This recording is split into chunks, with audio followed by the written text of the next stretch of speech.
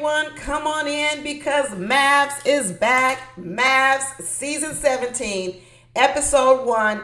And we in Denver, y'all. We are in Denver, and it's obviously the winter because it looks cold out there. They got on coats and it's snowing, so it's the winter. I don't know what month they got married, but it seems like a long time since the last Mavs. It seemed like it's been a long time. I wonder if it had anything to do with the writer's strike. Out here in California, the writers and Hollywood, they've been on strike for a long time. And I think that pushed back a lot of shows. So I think Married at First Sight got affected. I didn't even watch the earlier episodes. Did y'all watch them? The matchmaking episodes, the ones where they go to the house and look in the drawers and looks for things. I probably should go back and watch those because sometimes it does give me more information about the different couples. So I might go back and watch that later on just so I can have a little background, a little context. But what do y'all think of the couples? What do you think of the couples? Now, let me tell you what I think. I know that every year, Married at First Sight has a strategy. Some years they pick people who are similar. Some years they pick people who are opposites. Opposites attracts. They want people to have a lot in common. I'm going to tell you what I think is the theme this year. The theme this year is going to be just what that guy said, an acquired taste. I don't want to call them misfits because that has like a negative connotation, but I'm going to say this season are a bunch of people who are going to be an acquired taste. And the question is going to be, are these couples going to grow on you? Are they going to grow on me? And are they going to grow on each other? Because this is quite a bit different from last year. And to be honest with you guys, I'm kind of happy to see the change. I'm really happy to see the change because one of the things I got upset with last year and some of these seasons are people coming on Married at First Sight, acting like they got a whole lot of options out in the world. People coming on Married at First Sight being picky. Talking about I want this, and this. Like they at McDonald's or Burger King and I want to have it my way.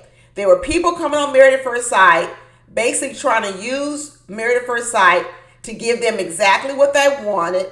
They were not open to anything. They were picky and they had all these high standards. Some of those picky were good looking people, beautiful people, some of them out in the real world, the curses of the world, which means these people have walked around. The past cast have walked around saying, I got a whole lot of options. That's what they've been telling themselves. I got a whole lot of options out here, so I don't want to, what's that word, y'all? Settle. I don't want to settle because in their minds, they got a whole lot of options. Even though those options have not materialized, they have not produced no wives, they have not produced no husbands. They are still walking around talking about their options, but nobody has exercised their options. One of the things I like about this group is they are a bunch of people with acquired taste. I'm not going to say they're not good looking, okay? I'm not going to say that. Do I see any drop dead bombshells out in the world where people are tripping over them to get with them? No, I don't see that. And nothing's wrong with that. Nothing's wrong being like myself, just an average looking woman. Ain't nothing wrong with it. Average people, let me tell you, we got lots of people who are attracted to us. Let me tell you, there's nothing wrong with being average looking. And what I see this season are a bunch of average looking people. Everyday Joe Blows walking around on the street and who can't find the woman that they want, can't find the man that they want because they've also got some quirks about them. Almost everyone this season has little quirks about them that I already see. I already see it. So I already can see some of the things of where they might trip up in the dating world. Now, Married at First Sight, I brought them on here and said, hey, do you really, really want to be married? Do you really, really want to be married? Or are you going to come on here with some superficial bull crap? And what I'm seeing right now is I'm not seeing a lot of people on here with these real high expectations, superficialness coming out. I'm not seeing that. And I'm happy about that because at least, even if they don't make it in the end, which they may not, at least what I'm hoping is they're going to give each other a chance and they're going to try it.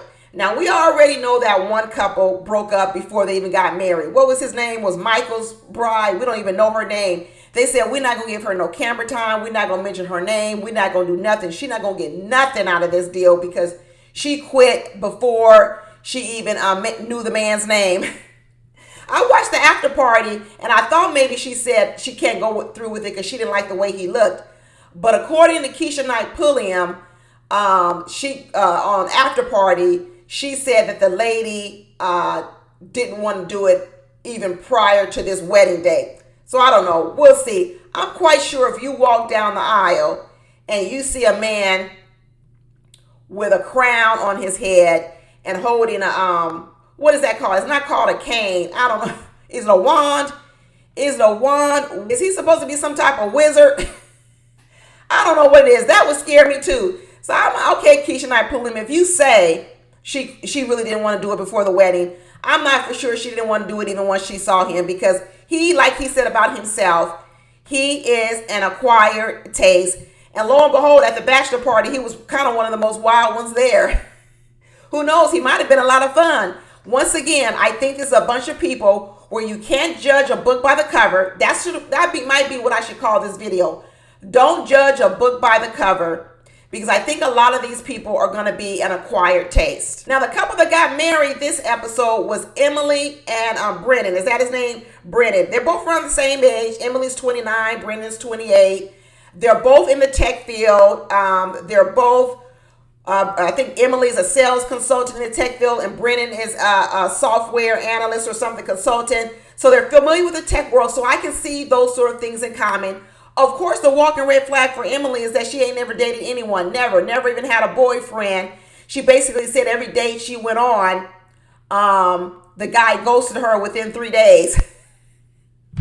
The guy ghosted her within 3 days. So at least she ain't coming on this show saying to herself she's broken up with a lot of people because nobody's good enough for her. She's coming over here with a sober mind. She might not have been sober in that bachelorette party because she was drunk. I hope we ain't got another young woman that ain't ready for marriage and who can't handle her alcohol. That's what I'm hoping. I'm hoping that she's not so immature. She can't handle her alcohol, and she's really not ready for marriage. She hasn't had a relationship. But I'm going to say this. The fact that Brennan is from Russia, he's a descendant of Russian. I don't think he was born in Russia, but his parents were. And he's so adamant about there's going to be one marriage in this family, that I'm going to be married for life, I think speaks to his Russian heritage. I think it does. I think he may be familiar with marrying a woman young, because I think in other countries women do get married younger. Not everybody waits, like here in America, to their darn near 30 or whatever to get married. I think that might be familiar with him. So maybe he's used to encountering maybe some women that, are not, all the way mature. I'm thinking that his steadfastness is going to keep him grounded in this marriage. So even if she gets a little flighty, if she gets a little all over the place, maybe he will be able to draw her in. He is from New York, and New Yorkers don't take no mess. New Yorkers are straight shooters. They tell you like it is. He even said his daddy was highly critical. So that tells you that with a father that's highly critical, more than likely he picked up on a little bit of it. He may not got it all. He can't go toe to toe with his daddy, but he got a little bit in him. So I wouldn't be surprised if he could crack a whip every once in a while on Emily if she gets a two out of hand. Now, how will Emily respond? That I don't know. Her girlfriend says she's more into herself than she's into others. Basically, her girlfriend told her she's selfish. That's what her girlfriend told her in more words than one. She told her that she was selfish. For men to dump you in 3 days, there are some big red flags. There are some big red flags of the reason why she was dumped so fast on the third or the fourth date. So we're going to have to figure out what are Emily's big old red flags, besides the fact that she's never been in a relationship. She says she's a bad bee. She's spicy. She might just be too much for most people. Most people may not want to deal with her. She might be thinking that all this is a good characteristic, all this spiciness, outgoing, making friends. It is a good characteristic in her job because she's in sales. And those type of characteristics are absolutely needed in sales. But inside of a relationship, she might need a more toned down version of that. Let's see if she knows how to balance herself out between that spiciness, that outgoingness, that does well in sales but doesn't do well in a relationship all the time. Brennan said he's ambitious, he's outgoing, he likes to socialize. He seems kind of quiet to me. He seems a little quiet, he seems a little closed off to the best. Let's see if he opens up a little bit more to kind of meet her spiciness. That's what I'm going to wait to see. But right now, I can see the two of them balancing out each other. I see a possible path forward for these two if they both can meet in the middle. If maybe Brennan can offer a little bit more emotionality, and if Emily can tone her down maybe a little bit more. If they both can come together a little bit closer to the middle, I can see a forward pass. Because I think in every relationship you need an anchor. You need someone who's going to be the one that anchors the relationship to the ground. And I think Brennan is the man that can do it. He can do it because I think we might see a little bit of flightiness in Emily. I'm hoping not. I'm thinking we might be. She says she's ready for a relationship. She says before it was the man that left her, so she's ready to stick. So let's see, y'all. Now, Lauren and Orion, I can't remember. Do we pronounce his name Orion or Orion? I'll know by the end of episode 2. Off the bat, here's another one where you say, should we judge a book by a cover? Will they match? They put a lot of emphasis on these two cultures. They put emphasis on the fact that Orion is very into his Native American culture. He's part Navajo and Apache. And you know how black people, we be walking around saying we got Indian in us too. Woo! So Lauren might turn around and say, don't be surprised if Lauren says, I'm part Indian too. I got some Cherokee in me. You know how black people always be claiming they got Indian in them. But anyway, maybe it'll be a fit. I'm a little bit concerned. I hope Orion's family accepts Lauren. I do want to make sure that goes through. But I'm going to tell you about these two. These are two other people who I believe out in the world, they're an acquired taste. Both of them. I think Lauren is an acquired taste, and I think Orion is an acquired taste. Doesn't mean that they're bad people, but I think the way that society looks at people and judges people, I think that not everyone would be open to the story that Lauren talks about. I think not only Lauren's look, the lifestyle she leads, all of this, her past, what she does, her fluidity or whatever you want to call it, everything. I don't think everyone's open to it. So I think she is an acquired taste. I think she is a person that not everyone would maybe always be instantly attracted to. So I can see how she's had problems in the dating world. I can see it with Orion as well. I can see that he wouldn't be a person to naturally have a lot of women falling at their feet. But that's why I think I want to actually talk about how don't judge a book by their cover. I could see a pathway for these two. I know that seems odd. I know it seems odd. But one of the things I've been picking up on the two of these is below the beginning, below the surface of the looks for both of them, I think they have something deeper. Something deeper. Enough that they're going to give this marriage a chance.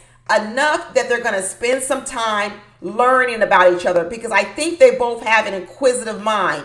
Even if it comes to be that they don't like each other, even if it comes to be they don't build any chemistry, I think they're going to be inquisitive enough to want to learn about each other. And that's what you need. You need to have people to at least give it a chance, at least spend time with me, at least learn about me, at least ask me some questions. And when I hear about Lauren, and Lauren talked a lot about on the after party how she travels a lot, she goes different places, she visits different countries, I think she's going to be inquisitive enough to learn about Orion. Will she necessarily, when she first sees him, believe that he's the physical type she would normally go with? I don't think so. Because I think Lauren probably did want an African American, but she was open to the possibility of someone out not being African American. And honestly, I think they did the right choice with not pairing her up with one. I do. I agree with the experts in trying to give Lauren someone that wasn't African American. Based on who we know who Lauren is, what I've seen so far, I do believe that her match may not be an African American man. I do. She still may have her own love for her culture. She may be rooted in her blackness, as she says. But there's parts of Lauren, I'm telling everybody, that I see that other men might be willing to accept about Lauren that some black men may not be willing to accept. And that's why I think they did a good job with expanding Lauren's pool of people so that maybe she can find her match. They're an acquired taste. These two are going to have to grow on each other, and they're going to have to probably grow on us. But I'm not counting them out, y'all. I am not counting them out. They both play with this masculine, feminine roles. I see those roles in Lauren. I see her masculine. I see her feminine. I see the same thing with Orion. I see his masculine. I see his feminine. I feel like these two, if they did make it in chemistry, they won't be people in the household with strict gender rules. It won't be the woman should do this, the man should do this. I think they'll craft out their own rules because they're a little bit more fluid between the genders, which means they might be even fluid between their rules. I'm telling you, there is a place for these two to make it. There is a place for these two to make it. And I'm going to be interested in seeing how this relationship progresses. It could go flop. It could go completely flop. I wouldn't be surprised either way, but I think off the bat, people would think it's an automatic no. I don't think so. I don't think it's an automatic no. Then we got Claire and Cameron. We got Claire, who is a therapist. And then we got Cameron, where is Cameron from? I must have missed. Where is he from? Is he from England? Is he from Australia? I thought is he from England? He's a bicycle shop owner. He's 32. And then you had Claire. What does it say? Claire was a therapist. Claire is from a quadruplet. And she said one of her quadruplets, her brother committed suicide. That's what prompted her to go into therapy. That was such a traumatic story. My heart went out to her for that. Claire seems a bit stiff to me. She seems quite a bit stiff. And then Cameron also mentioned that he has dealt with a lot of fear. I'm not for sure how these two people will bond. I like them together. I hope they make it, but I see a stiffness in Claire. I see this trauma with Claire being a quadruplet with the brother that had suicide. I see Cameron talk a lot about some of his childhood fears. And what I'm hoping is that these two can overcome those past traumas and come together. That's what I'm hoping for. They look good together. They absolutely look good together. But I'm hoping that their personalities will gel and that they can become good together.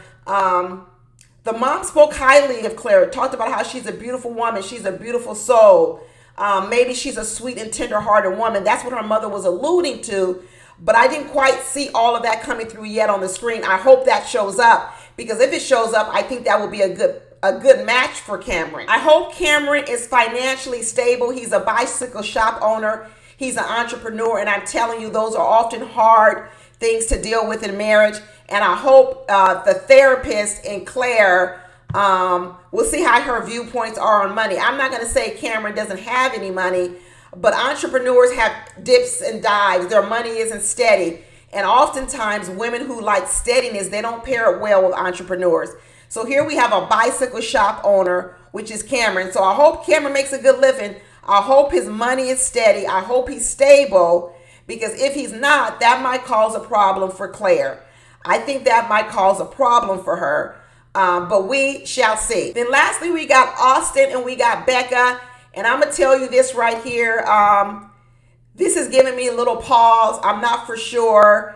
And let me tell you why I'm not for sure about this. And this part, I don't really agree with the Married at First Sight people. And I don't want anybody to get mad at me. But Becca is a 31-year-old wedding photographer. She mentioned that she has an autoimmune disorder. She has chronic pain in endometriosis, which is very painful. She has a chronic illness. And what she said is marriage is supposed to be for sickness and in health. So here I am coming to you sick already. Do I agree with this? I don't. I don't want anybody to call me insensitive. I really don't. But this is getting married at first sight. This is getting married at first sight. And do I believe that Becca deserves to be loved? I absolutely do. I do. And so this is not going to be about Becca. This is going to be about, is this the right thing to do to Austin, to put him in a situation where he's already having to care for a sick mate? Now, maybe they're overblowing her sickness. Maybe her sickness is in the past. Maybe it's not an issue anymore. Okay. But the way they presented it right now, it was almost as if it's still going on. It's still happening. I think that's unfair to Austin to put him in a position that before he already knows a woman already is in love with that woman, that he's going to have to deal with her sickness from day one. Because if this is a chronic illness that happens every single day and she has to deal with it every single day, and I'm not talking about someone who just has to take a pill and everything is okay. I'm talking about chronic pain. That's quite a bit different. I'm not talking about, sure, I have lupus, but maybe I take a pill and I'm in remission, or I don't have to do anything. I'm not talking about those type of chronic illnesses. I'm talking about illnesses where it affects you every single day and you have pain every day. And that's kind of what Becca was saying. And I don't know if that's fair to put that burden on Austin, Married at First Sight, when he doesn't even know her. I just don't think that that is fair. I don't at all. Me, having cared for my husband through 2 bouts of cancer, okay, and those episodes of cancer at least came in moments when we had built a foundation in our marriage. And I got to tell you, they were hard years, because when you're caring for a sick person, there's a lot of burden on you as the mate, everything. There's a lot of things, a lot of emotions going on. And that's why oftentimes they give mental support to the caretakers, because even though you're the one caretaking for the person with illness, you go through your own issues. So to already start a marriage off with Austin and Becca having to deal with that, I don't know. I don't think it was right. I don't think it was fair. And I hope it doesn't play a big part in their marriage. But I could see how it could play a big part in their marriage.